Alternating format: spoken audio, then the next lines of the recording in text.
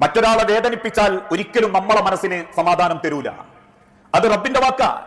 ഇർഹമു മൻ ഫിൽ അർളി യർഹമുക്കും മൻ Fizz സമാ.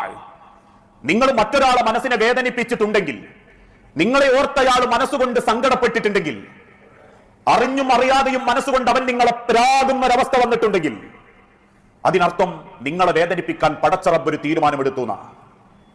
നിങ്ങളെ സങ്കടപ്പെടുത്താൻ അള്ള ഒരു തീരുമാനം എടുത്തു അതിന്റെ അർത്ഥം. അല്ലാതെ മറ്റൊരുത്തനെ വേദനിപ്പിച്ച് നിങ്ങൾക്ക് ജയിക്കാൻ പറ്റിയെന്നല്ല. അത് ഏത് രംഗത്തൊക്കെ പെടുമെന്ന് ചോദിച്ചപ്പം സഹാബത്തിനോട് ഓർമ്മപ്പെടുത്തി. ബാധ്യതകളുടെ വിഷയത്തിൽ അത് പെടും. കടം വാങ്ങുക, കൊടുക്കാണ്ട് പറ്റിക്കുക, കടം തന്നോനെടുങ്ങാറായിട്ട് നടക്കുക, അല്ലെങ്കിൽ കൂട്ടു ബിസിനസ്സിൽ ആളെ ചേർക്കുക, ലാഭമാണെന്ന് തോന്നുമ്പം കൂട്ടുകാശിയെ ചതിക്കുക, നഷ്ടമാണെന്ന് തോന്നുമ്പം അവനാന്റത് മാത്രം എടുത്തിട്ട് കൂട്ടുകാരനെ ചതിക്കുക. ഇതിനേക്കാൾ ഏറെ ഒരാൾക്ക് അർഹതപ്പെട്ട ഹക്ക് അനന്തര സ്വത്തിൽ തടയുക, അല്ലാത്ത സ്വത്തിൽ തടയുക, ഇതൊക്കെ മനസ്സ് വേദനിപ്പിക്കുന്നതിൽ പെടും.